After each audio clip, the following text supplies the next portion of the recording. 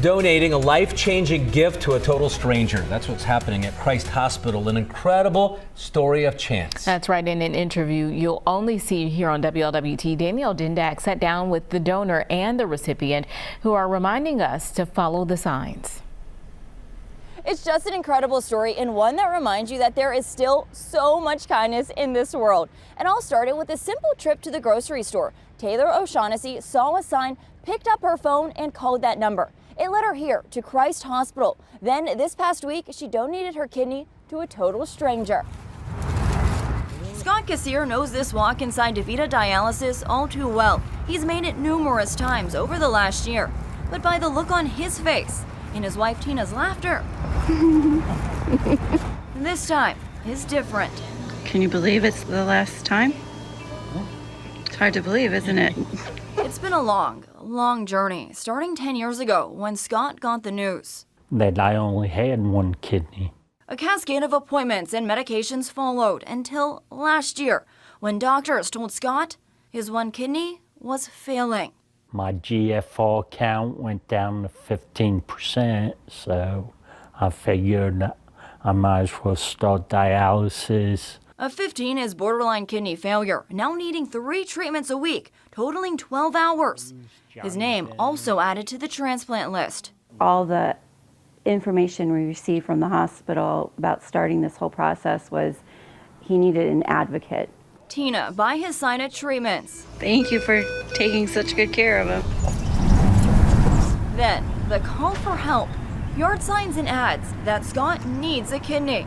Never imagining who would pick up the phone. I don't know why I dialed the number, but I know that him maybe being a grandpa is what kind of pushed me over the line.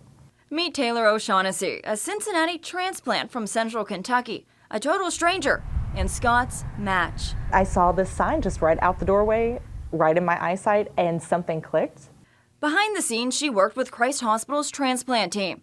Scott had no idea his prayers were answered until a message on his wife's phone. I'm doing the donor evaluation in January. I'm really hoping it all works out.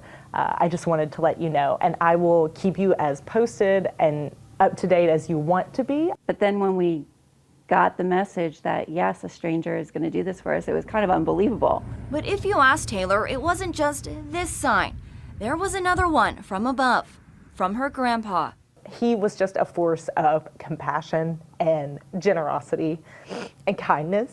I had a tug at my heart one day to tell them, and it's led us here. The journey to get here felt impossible at times, but was made possible by one act of kindness.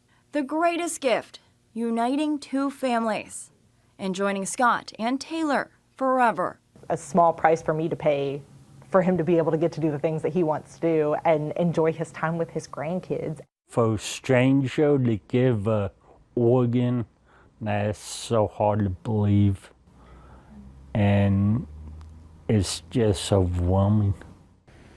And if you're wondering how surgery went, I had the chance to talk to Scott's wife, Tina, and she tells me the surgery was a success. Now, the first thing Scott did when he woke up was ask how Taylor was doing.